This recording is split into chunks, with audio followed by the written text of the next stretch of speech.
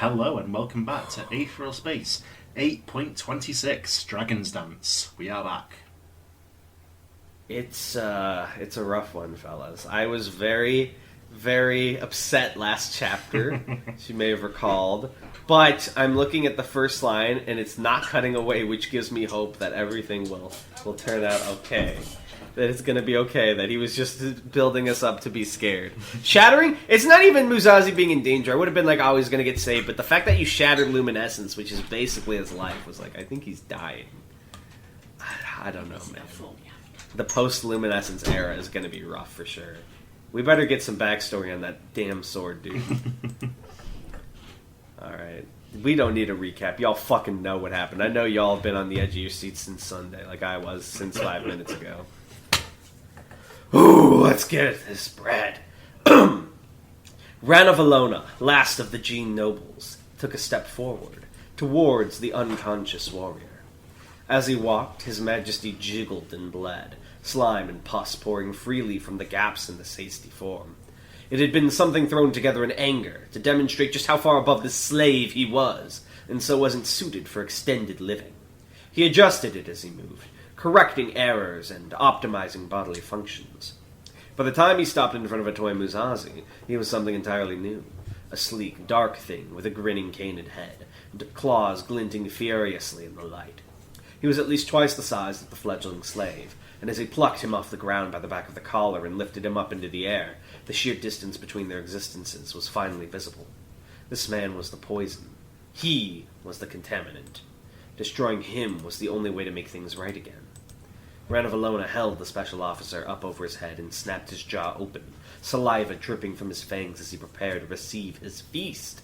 He let the boy go, and he fell, but never reached Ranavalona's tongue. A flash of white rushed past in an instant, the claws at the front of his body slicing Ranavalona's jaw open, and the hands at the back of its body carefully catching Musashi. The pale beast landed on the wall, kicked off of it, and came to a halt on the other side of the lab. Fresh eyeballs sprouted across Ranavalona's head to track its movements, and a growl of disappointment poured from parting gills. "Why must you do this to me?" he sighed, jaw already repaired. The form Marie Hazard had assumed was like an elongated feline, a mixture of a lioness and some kind of ferret. The white fur that coated her body was luminescent, light, nice, light. Nothing else is. Darkened parts of light washing over the darkened parts of the lab, and her 4 eyes were dark as night. 6 legs on her underside bore deadly golden claws, dripping with Ranavalona's blood, while 2 humanoid arms on her back carefully lifted a toy Musashi to the ground. Her tail waved in the air behind her. She wouldn't have adopted that without reason. Doubtless it was some kind of weapon. I told you already, Ranavalona, she said, her mouth unmoving. It's over. Ranavalona cracked his shoulder blades, allowing 2 more arms to sprout forth and grasp at the air. A collection of barbed tendrils wriggled free from his open gills, dripping with acid. Protective carapace grew over his motley collection of eyes. Over, he hissed, circling her, his footsteps thudding against the floor and cracking the ceramic. And who decides this? You? The betrayer? By what metric? By what birthright? The coward did not answer. Surrender, she said, voice steady, and we'll talk about this. We'll figure something out. Ranavalona scoffed. Talk? Lie, you mean? Offer false allegiance? That is your specialty, is it not? Marie narrowed all 4 of her eyes. I never lied to you. Didn't you? Ranavalona sneered, coming to a halt. You made me believe my solitude was over. You made me believe you were one of us, when you are anything but! You are a Gene Noble in flesh only, girl! Every word that creeps from your lips disgraces our history! It's over, Marie repeated, a tad more forcefully. If she was rattled by his condemnations, she didn't show it. The Enfant are gone. Everyone here knows what you are. The only thing left to do is surrender. Ranavalona's bipedal form began to hunch over slightly, his arms stretching to drag along the floor. His tendrils twitched in the air, ready to strike instinctively against anything that came into range. Surrender, he asked quietly, looking her up and down. What? And become like you? A collared beast of some jumped-up bacteria? Marie narrowed her eyes. It would mean you live. Oh, and what a life it would be! Ranavalona roared, spreading his many arms wide, to run here and there at their beck and call, doing their dirty work, polishing their crowns. I am a G Noble girl, the apex of biology and existence. I do not bow. Marie stepped defensively in front of a toy Muzazi, her claws scraping against the floor beneath her. With his hearing sharpened to its utmost, Ranavalona could hear hearts hammering in her chest. I hope my family doesn't come and interrupt. I could hear them banging on the ceiling. You are not a G Noble, Darnell. You'll die then, she said, almost a murmur. This next hit will kill you, you know. He raised shaggy eyebrows. You'll kill me? Really? You so desperate for companionship, you almost went along with my plan. You'll really make yourself alone. A moment of hesitation. You'll die. So you've said, and yet you make no move to kill me. Do you even know how? I'm hardly going to allow you to slice me apart, and I doubt you know how to create true venom to eliminate me. All you have are your words, and they are feeble.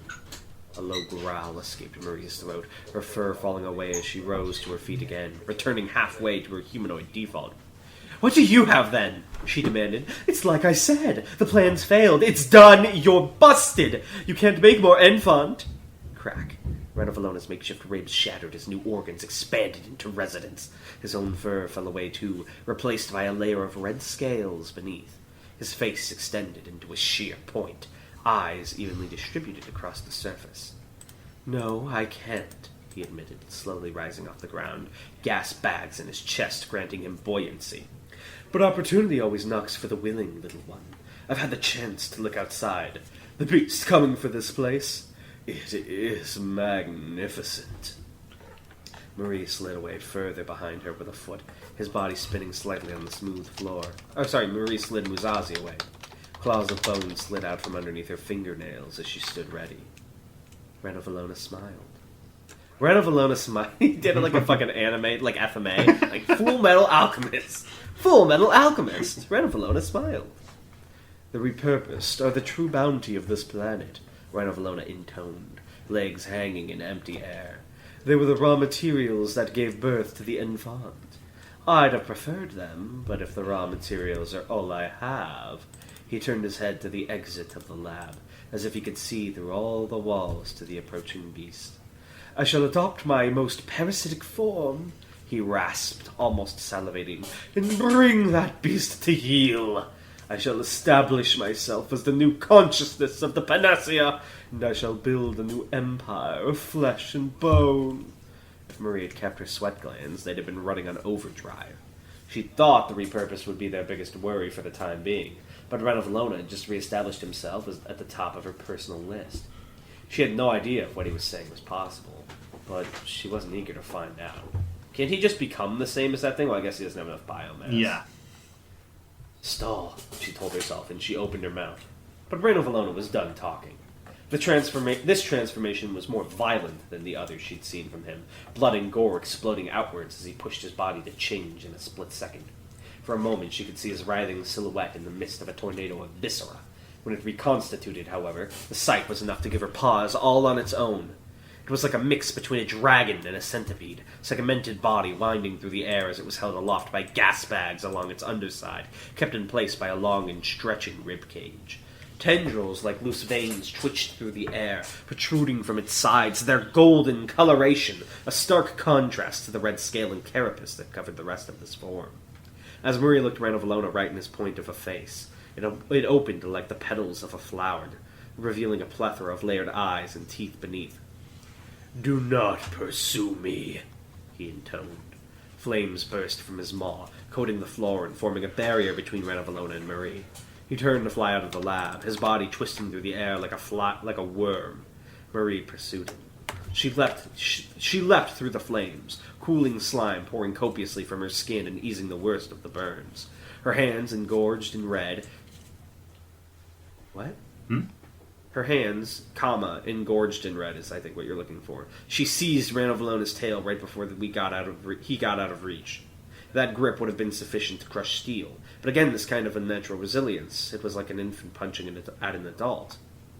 I would put a comma after engorge because you're doing an... What's it called? An apposition? I don't know about that. Not after engorge, after hands, sorry. Her hands, comma, engorge in red, comma. No, I think it works already. Okay. And then I was going to say... No, actually, colon doesn't fit there, never mind. With a roar of fury, Ranovalona swung his tail, slamming Marie right into the wall. He was holding back no longer, and so the impact was sufficient to smash right through the concrete, sending Marie flying into the maintenance tunnel beyond, and incidentally, shatter every bone in her body. That was only a temporary setback, of course. Before 10 seconds had passed, Marie already had a new skeleton.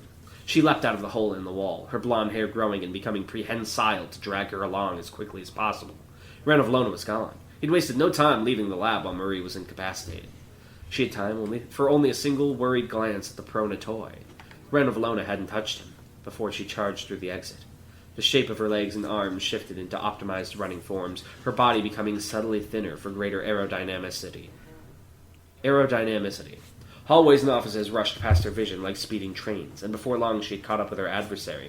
Did she just leave him, slumped over in a burning building? It's not like a wooden house. It's not going to continue, burning. This guy does not know how fires work. It's in the future. Fire changed after the war of Red. How much fire... You know one thing that sci-fi people never think about? Is oxygen makeups are different on different planets. So depending on if it's lower or higher oxygen in the atmosphere, the fire might but we're here for burn Star Wars way planets. faster or way less. Yeah, that's fair. He had smashed through the reinforced window of the Exocorp building and was now flying outside, clearly making his way towards the massive black beast in the distance. His flight speed was such that he was already small in her vision, and as he turned his head slightly to glance back at her, there was a distinct glint of smugness in his gaze. Well, two could play at that game. Flying had never been a strong suit of hers, but she had her ways.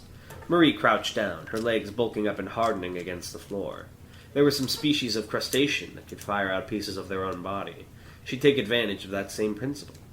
Pressure and gases built up in her frozen joints, and a moment later they exploded, severing Marie's legs at the knees and firing the remainder of her like a bullet from a gun. Her aim had been perfect as ever.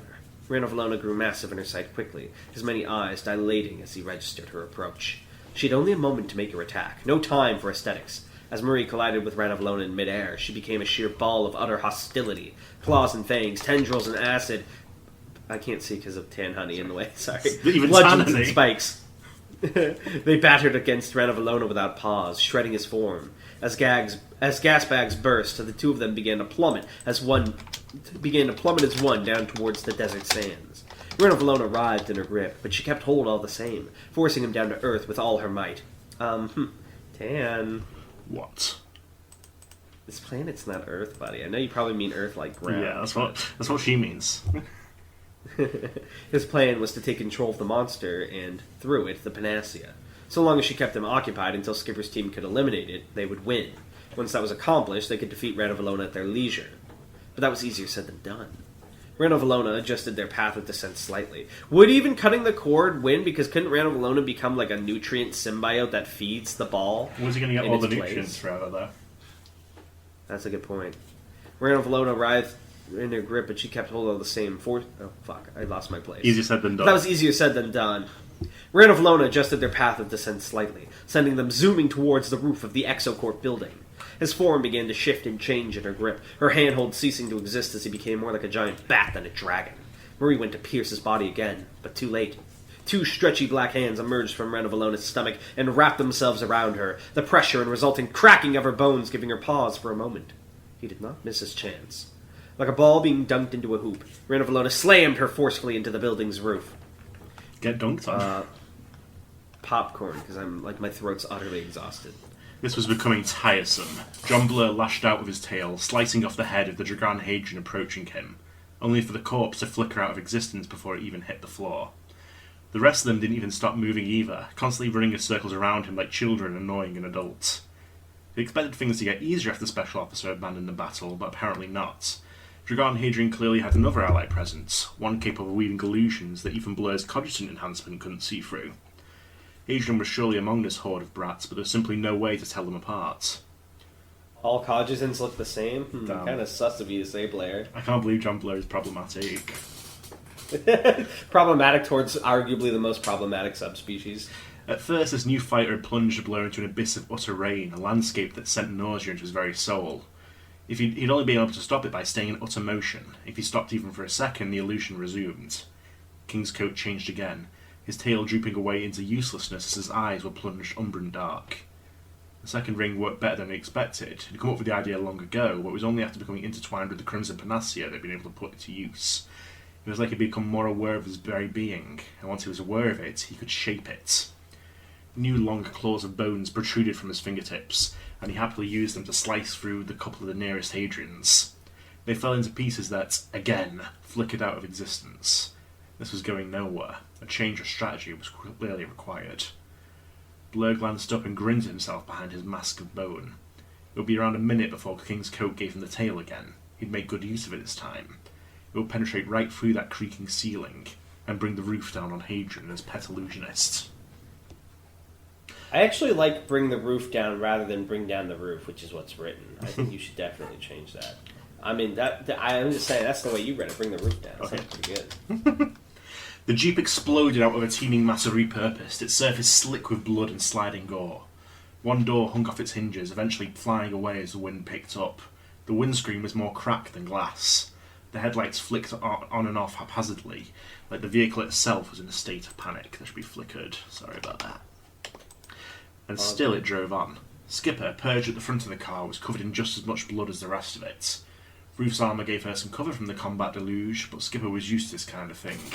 His eyes stared forward, determined, even if his face dripped red. Oh no, hashtag widow flashbacks. They were alongside the walker, like a black mountain next to them, dark carapace rushing past them as they drove as fast as mechanics would permit. The shape Skipper was looking for steadily grew larger in his vision. His mind raced, quietly judging distances until the very instant.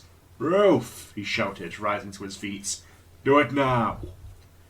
Ruth Blaine did not hesitate. That was one of the best things about her. As soon as she heard his cry, she moved, skeletal switching to revolutionaire in a flash of red aether. Before it was even fully manifested, she was raising the accompanying musket at Skipper's back. Emerald aether tensed at Skipper's feet, and he jumped up off the bonnet of the jeep, his fingers drawn back to act as a guard for heartbeat bayonets. The cord was right in front of him, fleshy and shining like oil in the sun. It was small compared to the rest of the creature, but it was still the size of a train all by itself. Under ordinary circumstances, Skipper doubted he'd be able to sever it with one strike. But these were not ordinary circumstances. Ruth's shot thumped into his back, and Skipper felt power flood into him. It was like taking a breath of air for the first time, the energy diffusing through his cells instantaneously. The aether around him intensified until it was more like a ball of lightning, until it was interrupted. Through the clouds of dust, a single repurpose leapt, so much fungus on it that no human features were even visible anymore. Its lumpy arms grabbed around Skipper's legs, throwing him off balance and sending his bayonet, more like a greatsword really, off course. "Skipper!" Ruth cried, crawling over the surface of the jeep. The attack sliced uselessly through the air, and Skipper was pulled down to the earth without another sound. Popcorn. No! That's so fucked. Oh man. Now it's up to Payne to become her. There things are not going to go well. Oh man. It's still you. I can't. My throat's still done.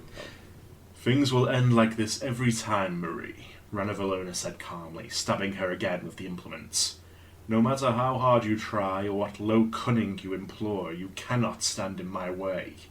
A small folded body like black origami, and a mass of flexible arms lashing out across the roof. That was the form of the gene tyrant Ranavalona. His hands tore through the countless antennae that coated the roof of the exocore building, using them as crude blades to impale Marie's shifting form against the concrete. "It is simply a difference in experience," he continued, stabbing again. "You are a pebble attempting to challenge a mountain." No matter what form Marie assumed, what shape she used to try to slip through these bonds, it needed a nervous system to move, and Ranavalona had an eye to spot those. Each time he stabbed, he severed the control center of the new nervous system, forcing it to form an entirely new one before she could attempt to move again. "Aye," Marie began, and Ranavalona immediately ran through the mouth that spoke those words, silencing it. "Wait," she rasped through a fresh one. "Before you—" Another stab, and another, and another. By the time he was done, Marie was more like a sheet of flesh pinned to the roof. "Doubtless you want to delay me until your allies can destroy my objective," Ranavalona sneered, So I shall delay no more. I'll see you again, pending divinity, young Marie. And with that, he launched off the roof, new leather wings sprouting forth to grant him flight. He bobbed up in the air as his body adjusted, before resuming his path towards the creature. This really had been a bad idea. Why had North got himself involved here? He'd been just fine watching from the sidelines. With the distress signal repaired, all he'd had to do was sit around and enjoy the show until help arrived. Then he'd just catch a sweet ride far, far away from the fallout of this disaster. That had been the plan. It'd been a damn good plan too, and yet... When Dragan Hadrian had called out, North had found himself wanting to see what would happen if he responded. That stupid, stupid instinct had led him to intervene, led him to join the fight with his holograms, and it had led him to this situation. Blur had suddenly stopped when his clock finger swung back to the tail icon, sending the prehensile tendril up into the air and spearing it into the roof. The concrete cracked and splintered, and North could hear the ceiling creak as it threatened to give way. How long did he have until it came down? 5 seconds? 10? Not enough to waste time thinking about it, to be sure. And yet, Dragan, the real Dragan, was just crouched next to some crates, staring unblinking at Blur. North should have he really, really should. Oh. But he found himself curious. Wait, I'm curious. In the last chapter, when it was all like the Gemini worlds, was that fake Dragan? No. Okay, so what point did they switch? When Musashi left. Yeah, so that was when he kept Gemini worlding to dodge attacks. That was fake Dragan. Well, he was already doing that before, but then there was like a million Dragons running around him. What exactly was Dragan Hadrian thinking?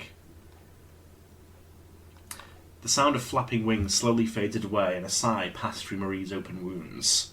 Like this, she could never win. Marie had possessed the powers of a gene tyrant for a measly 100 years, while Ranavalona may well have lived for millennia. He knew what he was doing on a far greater scale than she could ever comprehend. She didn't have her head in the game. If she wanted to bring down Ranavalona, she had to be willing to do whatever it took. If she wanted to win, she had to be willing to... Oh. That was it, wasn't it? But surely... No. That was it. The blades were thrown up into the air as Marie pulled her form together, her body returning from an amorphous state to a humanoid one. She staggered to her feet, eyes turning black as she adjusted her eyes to witness to their utmost, to sense the currents of wind, the density of gases, the very radiation that coated this planet. Twin web-feathered wings, white and luminescent in the sunlight, burst forth from her back. On one of her arms, her fingernails lengthened and sharpened to their utmost. On the other, sharpened to their limits. Sorry, I've already used utmost. On the other, Ken loves utmost. A spiralling spear of bone slithered out of her elbow, winding around her arm and protruding from under her wrist. Her feet atrophied into sheer point as she took flight. She wouldn't need to walk anymore. A single beat of her wings and she was propelled up into the sky. Another and she was hot on Ranavalona's tail. "Come here, old man," she thought in pursuit. "Let's end this." No, I don't like that. I don't like that. Her realization earlier with that makes me think that you're gonna... I don't want to say it and ruin the surprise, so I'm gonna say it after we close off the episode. Okay. But, what's your fun fact? I was trying to think of a fun fact desperately. I forgot to think one. Give me a question, I'll answer it. We'll do that. Alright, let me... I won't answer it, obviously not with regards to the plot. What, before the era of Musashi, was Marie's happiest memory? Before she met Musashi? Pre-supremacy, probably, when she was just doing her own thing. But like a specific memory I'm talking. Like, what would have been the happiest moment in her life? One time she stole 1 billion credits, but then she lost it drinking. You lost it during what? She lost it drinking and gambling because someone scammed her. Is that real? It is now. She's a partier! She was in Space LA. She's put them to a big party boat as well, so... That's so funny. Alright. Well, thank you for sharing a little bit of... I did not expect that to be her happiest memory. I thought it was going to be some dumb shit, like a butterfly landed on her. She likes cheeseburger. Cheeseburger. That's Ruth's happiest memory. Alright. I will see you guys next time then. Bye.